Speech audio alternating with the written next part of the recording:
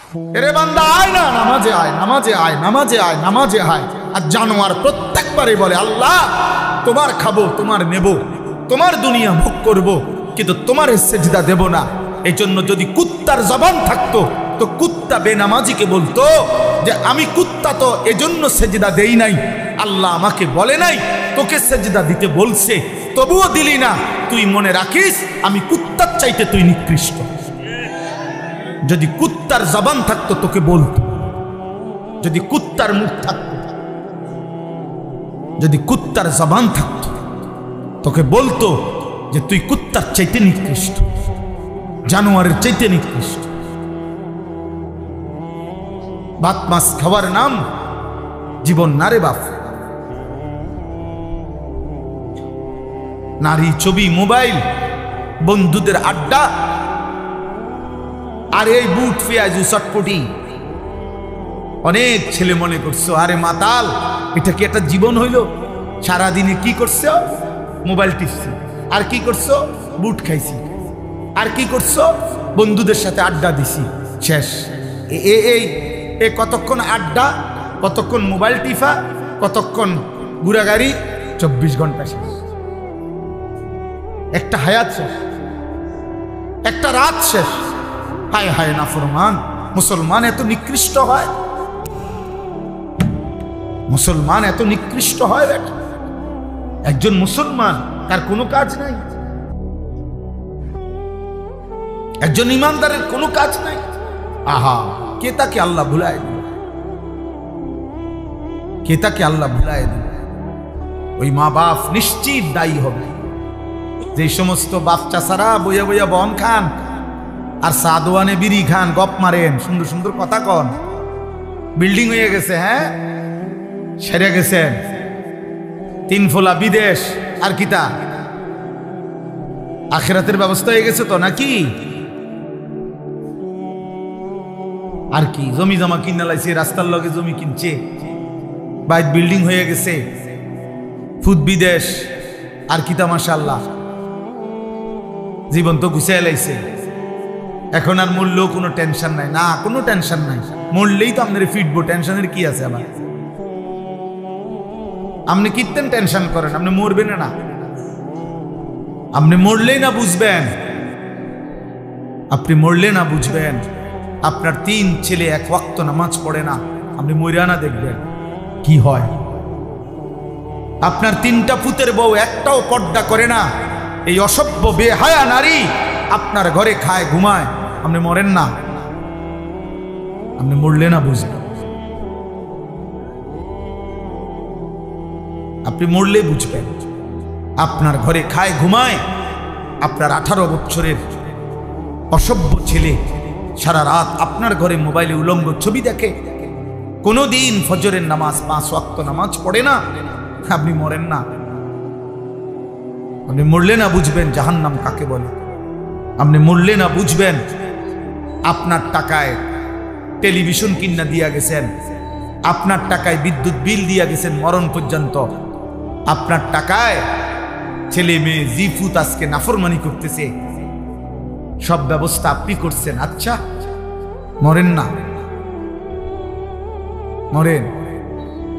আখেরাত মানে মসজিদে টিয়া 10,000 না, মসজিদে 2 ফ্যান দিবেন আর বেহেশতে যাইবেন গা।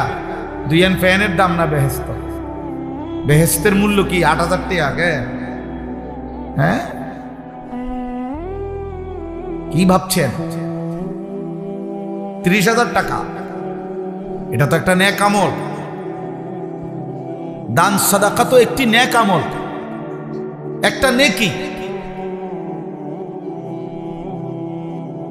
এটা তো পুরা ইসলাম না, পুরা দিন না,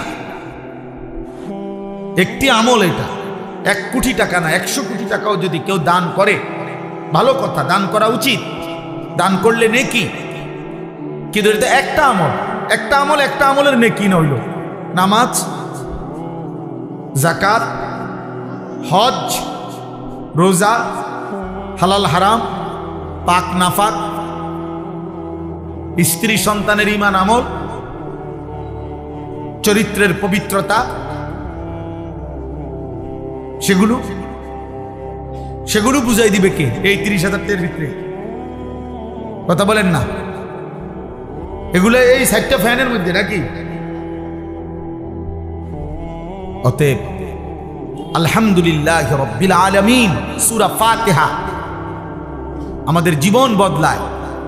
কেউ যদি বিবেক দিয়া বুঝে শিখে তাহলে সে বুঝবে সূরা ফাতিহা জীবন বদলায়, চিন্তাধারা বদলে দেয়। আল্লাহ বারবার মনে করায় দেয়, বান্দা আমি তোমারে বারবার মনে করাই দিচ্ছি, তুমি ভুল করছো বান্দা। আমি কিন্তু বারবার মনে করাই দিছিলাম, আমি বারবার মনে করাই দিছি তোমারে, তুমি খেয়াল করলা না। এজন্য সূরা ফাতিহা আজকে আমি যেটুকু পারি অল্প একটু বলবো, বাকি আপনাদেরকে বুঝাইলাম। আপনাদের এটা বিবেক যারা আছে, সব ছেলে একসাথে বদলাবে না। আল্লাহ জাল্লাহ কিছু থাকবেই, চটপটি খাওয়াই না, বন খাওয়াই না, টোটো কোম্পানি এগুলা থাকবে। ফালতু কিছু লোক নিয়েই পৃথিবী চলতে হবে।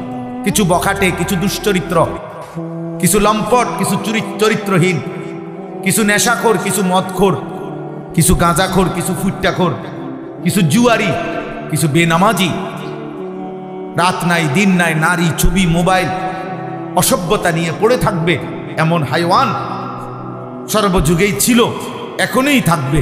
এর মধ্যখান দিয়েই আমাকে আপনাকে আখেরাত সাজাইতে হবে। সব নেককার এক লগে পৃথিবীর কোনো জায়গায় হবে না, তাহলে তো এটার দুনিয়া থাকবে না, এটা আখের জান্নাত হয়ে যাবে। আবার সব কাফের এক লগে থাকবে এমনও না, সব নাফরমান পাপী একসাথে না, তাইলে তো এটা জাহান্নাম হয়ে যাবে। এটা দুনিয়া, এখানে ভালো মন্দ, আলো অন্ধকার, এখানে রাত দিন, এখানে হালাল হারাম, এখানে জায়েজ না জায়েজ, এখানে দুষ্ট ভদ্র, এখানে ইমানদার কাফের, এখানে অনুগত অবাধ্য, এখানে সেজদাওয়ালা সেজদা ছাড়া, এখানে বেপর্দা পর্দানশীন, এখানে আখলাকওয়ালা আখলাক ছাড়া, এখানে চরিত্রওয়ালা চরিত্রহীন, হর কিসিমের মানুষ থাকবে। এর নাম দুনিয়া। দুনিয়া বাজারের এক সাইড দিয়েই মাছ বেছে, আপনি অন্তিকেই ভালো মাছ চাইয়া লইতে হইব, ফসা মাছও হ্যাঁ নেই।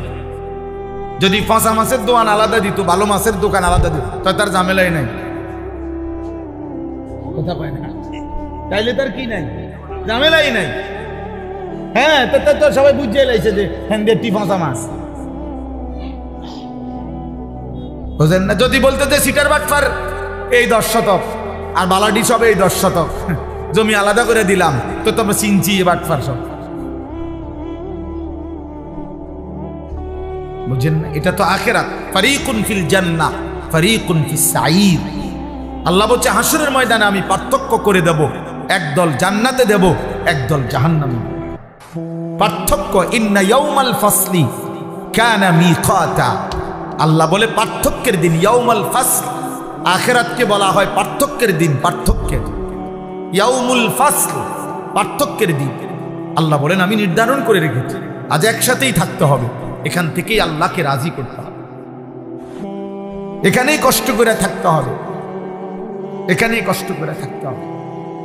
4 বছরের ছেলে, 10 বছরের ছেলে, 14 বছরের ছেলে সন্তান আল্লাহর দিকে ফিরাইতে হবে, আখিরাত মনে করাইতে হবে, চেষ্টা করে যাইতে হবে। আমি সেদিন আমার 14 বছরের ছেলেকে বুকে জড়ায়া আদর করে বলছি, আব্বা যদি দেখো তোমার চারদিকে সকলেই একটা একটা বড় মোবাইল, তোমার বাড়ির তোমার আশেপাশের চলার পথের প্রত্যেকের হাতে, তবু বাপ আমার তুই বড় মোবাইল হাতে নিও না আব্বা, পড়ালেখার এই সুন্দর জীবনটা বাপ নষ্ট করো না। নিজে বলছি ছেলেকে, বাপ আমার চোখের পানির বিনিময়ে আমি তোরে বলে গেলাম, বাবা বলে গেলাম, এই বড় মোবাইল আজকে লক্ষ লক্ষ ছেলেকে চরিত্রহীন বানায় গেছে। মা বাবার বাঁধন হারা, মা বাবার বাঁধন হারা, বাপের লগে কোনো সম্পর্ক নাই, মায়ের সাথে কোনো সম্পর্ক, হাইওয়ানের মতো চুল। মুসলমানের বাচ্চা জানে না এটা কোনো বেঈমানের চুল।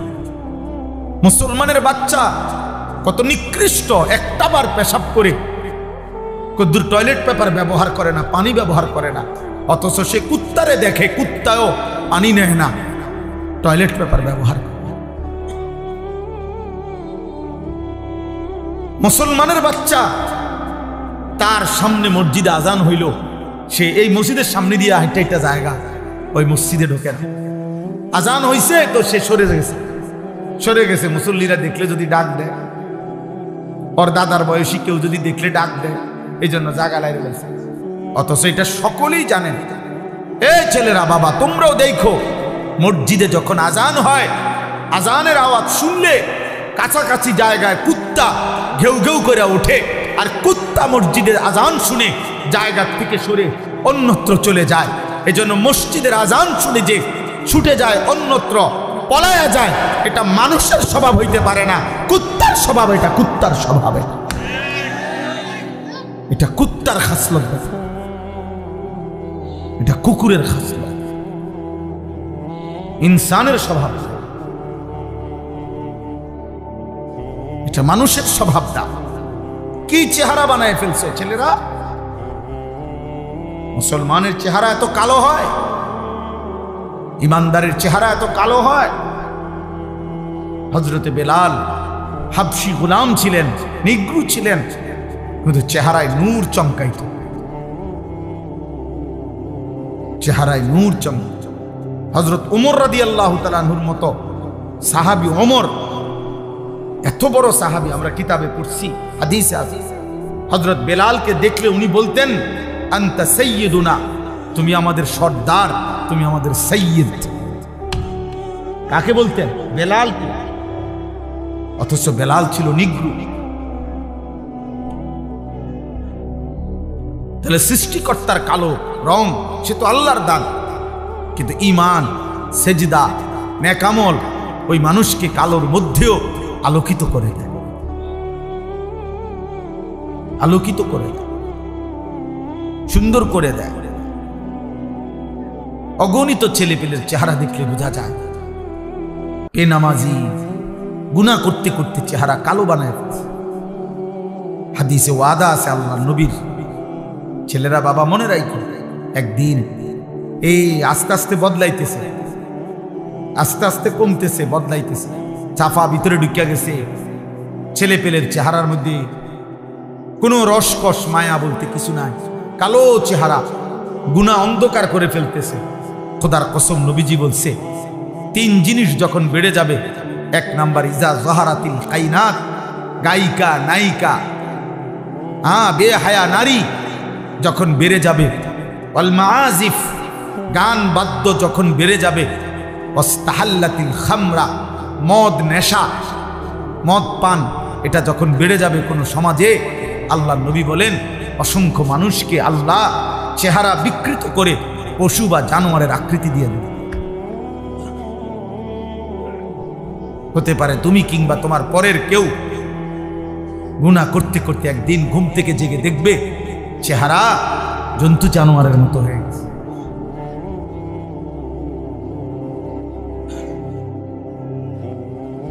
হ্যাঁ, মুশকিল হবে, মুশকিল হবে, মুশকিল, বিপদ হবে। এজন্য ছেলেরা, বাবা, বয়স্ক বাবা, পর্দার আড়ালের মা বোন, নিজে পরিবারকে আলোর দিকে আনেন, ইমানের দিকে ফিরান, প্রয়োজনে কাঁদেন, প্রয়োজনে চোখের পানি ফেলেন, চোখের পানি। দুনিয়ার প্রয়োজনের জন্য কত হুজুরের কাছে কত মানুষ কত অনুনয় বিনয় করে কয়, হুজুর দোয়া করেন, ছেলেগারে বিদেশ পাঠাইতে বলে যায়, 2 বছর ঘুরতে আসি, খাস করে দোয়া করেন ছেলেটারে যেন আল্লাহ বিদেশ পাঠাইতারি, আল্লাহর দয়া। আহা, বেটার এমন কাকুতি, অথচ ওনার চোখের সামনে ও এক ওয়াক্ত নামাজ পড়ে না, কোনোদিন ফজরের নামাজ পড়ে না। এমন হাইওয়ান, এমন পশুর জন্য কিত্তে নামনে কাঁদেন। ও তো আল্লাহর দুশ্মন, ও তো রসুলের দুশ্মন, ও তো কোরআনের দুশ্মন, ও তো বেহায়া। আপনি তার একাকির গুনাহ দেখলে বুঝতেন ও মোবাইলে কি করে। আমনে তার লেগে কাঁদেন, আমনে হুজুরের লেগে তার বিশার দোয়া চান, আর তে উলঙ্গ চলবে। এবারটা কান্দে, এবারটা হাতের লেগে সুদ লয়, কিস্তি লয়, আর তে নারী ছবি দেখে। আরে বোকা বাপ, আপনি বুঝেন না আপনি সিরা খান, আপনি বুঝেন না আপনার ফুতের চুল চেহারা দেখলে বুঝেন না যে মুসলমানের কিছুর সাথে তার কোনো সম্পৃক্ততা আছে? তারে জিজ্ঞাসা করেন না কেন? কেন জিজ্ঞাসা করেন না? আমি জীবনে একবার বলছি না, অনেকবার অনেক মাহফিলে বলছি, আমার জীবনে আমি একবার শুধু একটা 4টা ফুলওয়ালা রঙিন 4টা ফুল টুপিটার মধ্যে সাদা একটা টুপিতে শুধু 4টা ফুল রঙিন আমি একবার জীবনে পড়ছিলাম। আমার আব্বা এই দেখছে আমারে, আমার আব্বা বলছে আমি জীবনে কোনোদিন সাদা টুপি ছাড়া ফুট অন্য কোনো টুপি পড়ি নাই, তুই বাপ পড়ো না, খুলে ফেলছি, আর কোনোদিন পড়ি নাই। রঙিন টুপি হারাম না, বোঝেন নাই আমার কথা, এটা হারাম বলি নাই, রঙিন টুপি পড়া নিষেধ নয়, কিন্তু আমার বাবা বলছে যে বাবা আমি কোনোদিন পড়ি নাই, আমার বাবা তার বাবাকে কোনোদিন দেখে নাই, এই জন্য বাবা নজর রাখছে। একজন মুসলমান বাবা এটা বলা উচিত যে আব্বা তুমি এটা কি চুল রাখছো, এটা মানুষের চুল না জানোয়ারের চুল, এটা মুসলমানের চুল না মুশরিকের চুল? আপনি এতটুকু বুঝেন না? আপনি এতটুকু বুঝেন না? ফজরের নামাজ পড়ে না, আপনি জিজ্ঞাসা করেন যে বাবা আসলে কি তুমি কি আল্লাহ মানো না? তুমি কি রাসূল মানো না? তুমি কি মরবা না? তা তুমি যে একদিনও নামাজ পড়ো না। আমি আমার বাচ্চা, আমার মেয়ে, ওর রুমে আমি একটা অ্যালার্ম ঘড়ি দিছি আলাদা, আমার রুমে একটা অ্যালার্ম ঘড়ি। আমি যেহেতু রাতের 3টা 4টা বাজে বাসায় যাই, আমি ওরে বলে নিছি, আজকেও বলছি, প্রায় বলি আব্বু তুমি আগে উঠলে আমারে উঠাইবা, আমি আগে উঠলে আব্বু তোমারে উঠাবো, সবসময় বলে রাখছি। দুজনের অ্যালার্ম দিয়ে রাখছি, ওরে বলে রাখছি যে আব্বু তুমি তোমার ঘড়ি তো অ্যালার্ম দিবা 5টা 10-এ 5টা, আমার ঘড়িটা তো দিয়া রাখবা আমার বালিশের পাশে, আমি উঠলে তোমারে উঠামো, তুমি উঠলে আমারে উঠাইবা। আল্লাহর নবী সাল্লাল্লাহু আলাইহি সাল্লাম বলছেন ইজা আইকাযার রাজুলু আহলাহু, কোন পুরুষ যদি তার পরিবারের সদস্যদেরকে ফজরের নামাজের জন্য জাগিয়ে দেয়, ওয়াসাল্লা বিহিম জামিআন, এবং সকলেই যদি ফজরের নামাজ আদায় করে, কুতিবা ফিজ যাকিরিন আল্লাহ কাসীরান ওয়াজ যাকিরাত, আল্লাহ তাআলা ওই ফ্যামিলির সকলকে বেশি বেশি জিকিরকারী পুরুষ এবং নারীদের অন্তর্ভুক্ত করে দেন। আর আল্লাহ বলছেন যে বেশি বেশি জিকিরকারী পুরুষ এবং নারীদের অন্তর্ভুক্ত হবে, আ'আদ্দাল্লাহু লাহুম মাগফিরাহ, তাদের জন্য মাগফিরাত আমি আল্লাহ নিজে রেডি করে রাখছি, আমি আল্লাহ প্রস্তুত করে রেখেছি মাগফিরাত, ওদেরকে আমি মাফ করে দেব। ওয়া আজরান আযীমা, এবং মহা বিনিময় জান্নাত আমি তাদের জন্য প্রস্তুত করে রেখেছি। আমাদের মিলেমিশে দায়িত্ব আল্লাহ আমাদেরকে মনে করায় দিচ্ছেন আলহামদুলিল্লাহি রাব্বিল আলামিন। আল্লাহ বলছে বান্দা খেয়াল করো আমি আল্লাহ সূরা ফাতিহার মধ্যে কি বলতে চাচ্ছি। নবী সাল্লাল্লাহু আলাইহি ওয়াসাল্লাম এটাকে উম্মুল কোরআন বলছে, কোরআনের মূল, ফাতিহাতুল কিতাব, কোরআনের ভূমিকা, সূরাতুস সালাহ এটাই নামাজের সূরা। আল্লাহ নবী বলছেন সূরাতুর রুকিয়া এটা তাবিজ, নবীজি বলছেন তাবিজ, আন্নাহা রুকিয়া এটা তাবিজ। এই পৃথিবীর সমস্ত রোগে মৃত্যু ছাড়া হার রোগ পেরেশানি বিপদে আল্লাহর নবী সবক দিছে সূরা ফাতিহা পড়ো, ফু দাও, ইনশাআল্লাহ আল্লাহ শিফা করবেন। সূরাতুল ফাতিহা শিফাউম মিন কুল্লি দাইন, সূরা ফাতিহা সমস্ত রোগের শিফা, সমস্ত রোগের শিফা।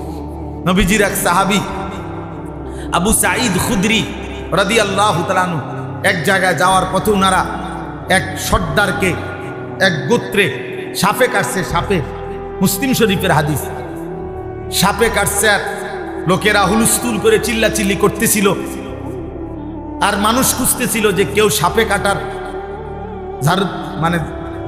ঝাড়তে পারে কিনা, এমন ওজা কবিরাজ তো এই সাহাবাদের এই দল ওখান দিয়ে যাচ্ছিল, মনে করেন এই রাস্তা দিয়ে যাইতেছে, এই সময় এই চিল্লা চিল্লি শুনছে ওনারা। তো জিজ্ঞাসা করছে কি হয়েছে, বলছে ইন্না সাইয়্যিদ আল হাই লাদাগাহু, আমাদের এই বস্তির যে সর্দার আমাদের, ওনারে সাপে কামড়াইছে। তো তোমাদের মধ্যে কেউ এমন আছোনি যে সাপের কামড়ের বিষ নামাইতে পারে? হযরত আবু সাঈদ খুদরি বললেন, যদি বিষ নামাইয়া দিতারি কি দিবা? বলছে এক পাল ছাগল, এক পাল মানে অনেক ছাগল দেব। হযরত আবু সাঈদ খুদরি বললেন চলো। তো সূরা ফাতিহা পড়ে উনি ওই ব্যক্তির ওই জায়গার মধ্যে বারবার ঝাড়ছেন, মানে ফু দিছেন। আল্লাহর কুদরতে সাপের বিষ নাইমা গেছে, ওই ব্যক্তি শোয়ার থেকে সোজা হইয়া বয়ে গেছে। ফাবারাহুল্লাহ, হাদিসের শব্দ, আল্লাহ তাকে শিফা করে দিলেন। এরপরে ওরা এতগুলো ছাগল উনারে হাদিয়া দিছে, উনি এগুলা নিয়ে মদিনায় নবীজির কাছে আসছে। আয়েশা বলছি ইয়া রাসূলুল্লাহ এই ঘটনা। হ্যাঁ, তো আল্লাহর নবী বললেন তুমি কি দিয়ে ফু দিছ? আমি সূরা ফাতিহা পড়ে পড়ে ফু দিছি। নবীজি বলছেন তাহলে তুমি কিভাবে জানলে আন্নাহা রুকিয়া? এটাই তো একটা বড় তাবিজ, এটাই তো ঝাড়ফুকের একটা বড় তাবিজ।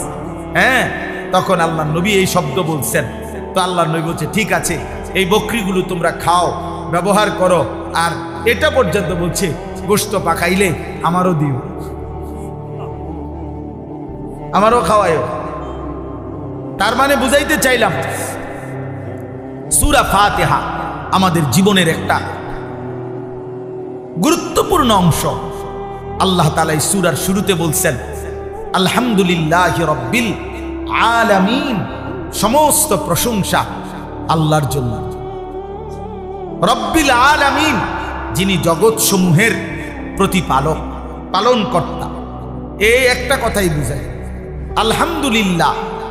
আল্লাহ বলেন সমস্ত প্রশংসা আল্লাহর জন্য। যদি বলি কেন সব প্রশংসা আল্লাহর জন্য কেন, তো আল্লাহ তাআলা বলেন বান্দা সব যে আমার, প্রশংসা আমার হবে না কেন? এই সৃষ্টির যেদিকে যা, গোটা কায়নাতের যেখানে যা, সবই তো আমার। যত হাসি, যত আনন্দ, যত সৌন্দর্য, যত সৃষ্টি, যত মাখলুক, যত অবস্থার পরিবর্তন, সবই তো আমার, সবই তো আমার। ফুল তো আমার, ফল তো আমার, আসমান তো আমার, জমিন তো আমার, তুমিও আমার, তোমার স্ত্রীও আমার, তোমার ছেলেটাও তো আমার, তোমার মেয়েটাও তো আমার, তোমার মাও তো আমার, তোমার বাবাও তো আমার, তোমার ফসল আমার, তোমার ক্ষেত আমার, তোমার নদী আমার, তোমার পুকুর আমার, তোমার হাসি আমার দেওয়া, তোমার কান্না আমার দেওয়া, তোমার সুখ আমার দেওয়া, তোমার দুঃখ আমার দেওয়া, তোমার শরীরের স্পন্দন আমার দেওয়া, চোখের পলক আমার ইশারায়, হাতের নড়ে আমার ইশারায়, হৃদয়ের স্পন্দন, হার্টবিট, হৃদ স্পন্দন হয় আমার ইচ্ছায়, একটা একটা নিঃশ্বাস আসা যাওয়া করে আমার ইচ্ছায়। যেখানে যত হাসি আনন্দ, যেখানে যত সুন্দর, ফুল যদি সুন্দর সে তো আমার দেওয়া, পাখি যদি সুন্দর সে তো আমার দেওয়া, স্বামী স্ত্রী যদি সুন্দর সে তো আমার দেওয়া, ছোট্ট কোলের বাচ্চা যদি সুন্দর সে তো আমার দেওয়া, ছোট্ট কোলের মেয়ে যদি সুন্দর সে তো আমার দেওয়া। যেখানে যত সুন্দর সবই আমার, সবই আমার। তো প্রশংসা আমার না তো কার? কার বলেন? কার? আলহামদুলিল্লাহ, আলহামদুলিল্লাহ। এজন্য জীবনের সবকিছু উপভোগ করার পর আমি আপনি যে যা দুনিয়া উপভোগ করছি, কখনো খাইলাম, কখনো ঘুমাইলাম, কখনো নিয়ম মাফিক পেশাব পায়খানা প্রয়োজন সারলাম, কখনো স্বামী স্ত্রীর প্রয়োজন পূরণ করলাম, কখনো বাচ্চার আদর পাইলাম, কখনো বাচ্চাকে আদর করলাম, ফুল ফল ফসল সব আয়োজন, সব আয়োজন আল্লাহর দেওয়া, আল্লাহর দেওয়া, আল্লাহর দেওয়া। এই ভাই, তো সেই আল্লাহকে যার একবারও মনে পড়ে না, আজকের দিনে ভাত খাইলো, নাস্তা খাইলো, ঘুম যাইলো, চললো, ফিরলো, হাত নাড়াইলো, পাও নাড়াইলো, চোখ তার তাকাইলো, নিঃশ্বাস আসা যাওয়া করছে, আল্লাহর পাকের দেওয়া হৃদ স্পন্দন, হার্টবিট চলতেছে। এরপরেও 24 ঘন্টা আল্লাহর দেওয়া এই কায়নাত ভোগ করার পরেও যেই নাফরমান আল্লাহকে একটা সেজদাও দেয় না, তোর চাইতে নিকৃষ্ট, গাদ্দার, অসভ্য, বেয়াদব বেটা আসমানের নিচে জমিনের উপরে আর কেউ নাই। তুই এই সমাজের সবচেয়ে বেশি অসভ্য, এই সমাজের চূড়ান্ত বেয়াদব। এই জন্য বেনামাজি ছেলেরা ওই ডিগ্রি মিগ্রি দেখাইও না, সার্টিফিকেট গোল্ডেন এ প্লাস ইডি থো ইডি দুইয়া পানি খাও, এডি ছাড়াও কোনো ডিগ্রি নাই, কোনো সার্টিফিকেট নাই, কোনো পড়ালেখা নাই, কিচ্ছু নাই। একেবারে মূর্খ, বাপে মূর্খ, দাদাও মূর্খ, ফুতো মূর্খ, নাতিও মূর্খ, এরম অসংখ্য মূর্খ বকলম নাম দস্তখত করতে জানে না। দুনিয়া হাজার হাজার কোটি কোটি টাকা দুনিয়ার সম্পদ তার আছে, দুনিয়া ভোগ করছে, সুন্দরী নারী, দামি গাড়ি, বড় কোনো ক্ষমতা, বিরাট বাড়ি, বিশাল বড় বিলাসবহুল আরামদায়ক জীবন, এরকম নাফরমান অথচ মূর্খ বকলম তারাও তো দুনিয়া ভোগ করছে। তো তুমি কিত্তা এডি হুদা পড়লা? যদি বলো না শিক্ষার আলাদা দাম আছে, জ্ঞানের কদর আছে, তো কি জ্ঞান শিখলা? রব চেনো না? কি জ্ঞান অর্জন করলা? মালিক চেনো না? তো তোমার জ্ঞান দিয়ে যদি শুধু তুমি দুনিয়ায় ভোগ করো তো না, যে মূর্খ হেও তো দুনিয়ায় ভোগ করে, তো সমান সমান ফরার আফরা তো সমান হয়ে গেল, সমান এলো না? খান্দা না খান্দা বরাবর, জানা না জানা তো বরাবরই হলো। দুনিয়ায় যদি ব্যবহার, দুনিয়া ভোগ করাই যদি মাকসাদ হয়, তো মূর্খ তো দুনিয়া ভোগ করে, জীবজন্তুও তো দুনিয়া ভোগ করে ভাইয়া। অতএব প্রিয় নওজোয়ান, একজনও যদি বুঝে থাকো, বাবা বয়স্ক বাপ, আপনি আপনার ঘরে বসে হিসাব মিলাবেন করতে আসে, আমরা কেবল বিল্ডিং এ বানাবে, কেবল বিল্ডিং নানি কোনো সমস্যা, সোফার কাঠনি 2 নম্বর, বার্নিশ নি জানি কম হইয়া যায়, আস্তর জানি কম হয়নি, সুরকি জানি কম দেয়নি, বালু জানি কম দেয়নি, সিমেন্ট জানি কম দেয়নি, কেবল টেনশন। বিল্ডিং যেন মজবুত, সন্তান হবে অসৎ, বিল্ডিং হবে মজবুত, বউ হবে 6 নম্বর, বউ হবে 6 নম্বর, বেডি বাইর থাকে কোন দিন জিঙ্গান দরকার। এখনকার মহিলাদেরকে এই পরিমাণ বাজারে যায়, সপ্তাহে প্রতিদিন মহিলারা এত বেশি পরিমাণ বাজারে যায়, আমার মনে হয় জিজ্ঞাসা করা দরকার যে বোন চাচি আপনি বাইর থাকেন কোন দিন, আপনি বাড়িতে কোন দিন থাকেন?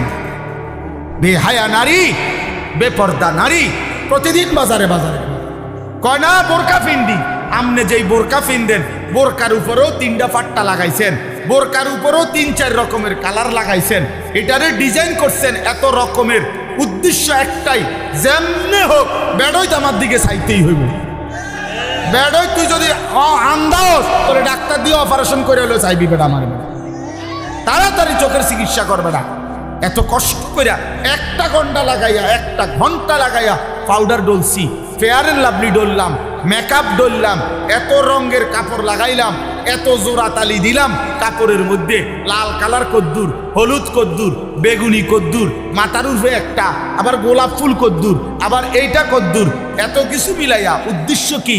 বখাটে রাস্তার দুশ্চরিত্র যারা প্রত্যেকটা পুরুষ আমাকে দেখতেই হবে।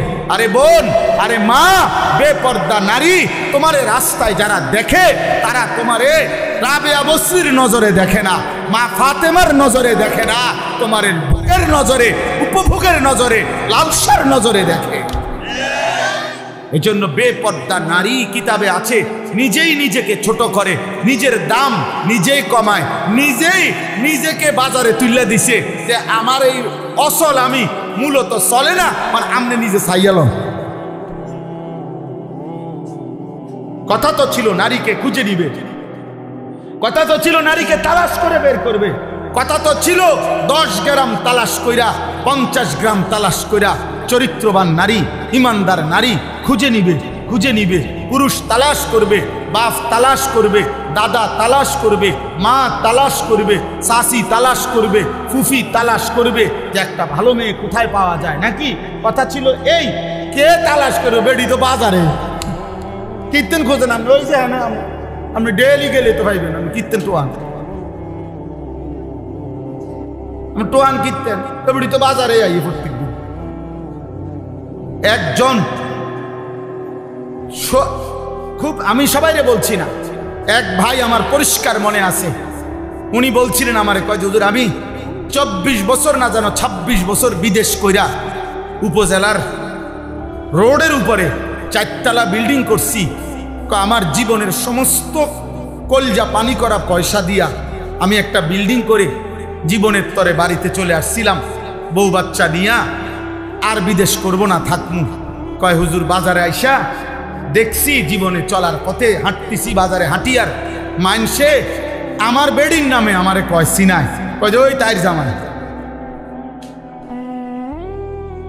কয় তখন আমি বুঝছি যে হায় আমার বিবি এত বেশি পরিমাণ বাজারে আইসে গেছে যে বাজারে রিক্সাওয়ালা, অটোওয়ালা, সিএনজিওয়ালা, রাস্তার মানুষ, বাজারের দোকানদার, ফলওয়ালা, তরকারিওয়ালা, ধন্যপাতাওয়ালা, ফাঙ্গাসওয়ালা, প্রত্যেকেই আমার বউরেছেন। এটা ইজ্জত? কথা বলে না। এটা সম্মান? এটা কোন নারীর সম্মান? এটা এই মাদ্রাসা কি করে? মহিলা মাদ্রাসা কি করে? মহিলা মাদ্রাসা পবিত্র নারী উপহার দেয়। মহিলা মাদ্রাসা চরিত্রবান নারী উপহার দেয়। মহিলা মাদ্রাসা রাবেয়া বসরি মনে করায় দেয়। মহিলা মাদ্রাসা খাদিজাতুল কুবরা মনে করায় দেয়। মহিলা মাদ্রাসা আয়েশা সিদ্দিকা মনে করায় দেয়। মহিলা মাদ্রাসা ফাতেমা মনে করায় দেয়। মহিলা মাদ্রাসা বিবি মরিয়ম মনে করায় দেয়।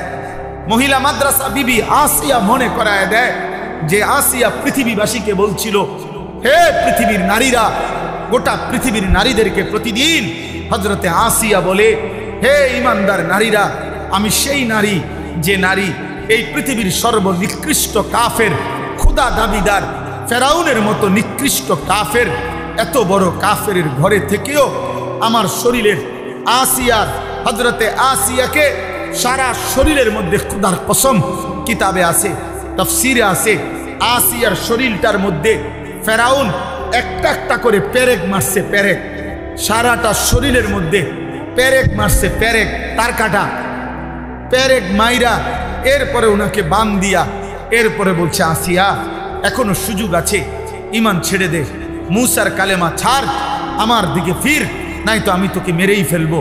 হযরত আসিয়া বলছিল, ফেরাউন বাদশাহী ছাড়া যায়, তোর মতো ফেরাউনের স্ত্রীর মর্যাদা ছেড়ে দিলাম, রাজপ্রাসাদ ছেড়ে দিলাম, রাজরানীর মর্যাদা ছেড়ে দিলাম, কিন্তু ফেরাউন তুই জানোস না কলিজায় যে ঈমান আছে সেই ঈমান ছাড়া যায় না, মালিক ছেড়ে দেওয়া যায় না, এমন রব ছাড়া যায় না, এমন সৃষ্টিকর্তা বাদ দেওয়া যায় না রে ফেরাউন, তোকে বাদ দিতে পারি। এরপরে তাফসীরের মধ্যে আছে, ফেরাউন তখন সিদ্ধান্ত দিছে তার লোকদেরকে আসিয়াকে জীবন্ত হত্যা না করে, মানে পেরেক তো মারছে, রক্ত ঝরছে, বলছে এই অবস্থাতে আহা জীবন্ত, মানে এখনো হত্যাও করে নাই, যে জীবন্ত ছাগলের চামড়া, গরুর চামড়া যেমনে ছিলে, আসিয়ার শরীরের চামড়া এভাবে ছিলতে থাকো। তাফসীরের মধ্যে আছে হযরত আসিয়া তখন আল্লাহর কাছে একটা দোয়া করছে, আল্লাহ এই মুহূর্তে আমি আর কেমনে সইব মাওলা, আমি তো জান দেব মাওলা তোমার জন্য, আমার শুধু একটা আবদার, আল্লাহ আমি জান্নাতে, তুমি আল্লাহর সাথে, তুমি রবের সাথে তোমারে ভালোবেসে মাওলা আমি আমার জীবন দিচ্ছি, আমি তোমার সাথে জান্নাতে একটা ঘর চাই, রব্বি বিনি লি ইনদাকা বাইতান ফিল জান্নাহ, আল্লাহ তোমার সাথে জান্নাতে আমি একটা ঘর চাই, আমি ওই জান্নাতের ঘরটা চাই, আমার দূরে আবদার। আল্লাহ তখন তাফসীরে আছে, আল্লাহ জিব্রাইলকে বলছে, জিব্রাইল আমার আসিয়ার জান্নাতের ঘর তার চোখের সামনে নিয়ে যাও, ও যেন জান্নাতের ঘর দেখতে দেখতে শহীদ হয়ে জীবন দিয়ে আমার জান্নাতে চলে আসে। তাহলে একজন নারী প্রমাণ করছে, আমি এত বড় কাফের ঘরে থেকেও যদি ঈমান বাঁচাইতে পারি, আমাদের মা বোনদের স্বামীরা তো মুসলমান, মুসলমান না? কথা বলেন না কেন? স্বামীরা মুসলমান না? শ্বশুর মুসলমান না? শাশুড়ি মুসলমান না? দেবর মুসলমান না? ভাসুর মুসলমান না? তাহলে এতগুলো মুসলমান থাকলে মুসলিম পরিবারের মধ্যে থাইকা আমার বোন, আমার নারী, সে পর্দা রক্ষা করতে পারবে না কেন? সে কি ফেরাউনের ঘরে, সে কি নমরুদের ঘরে থাকে?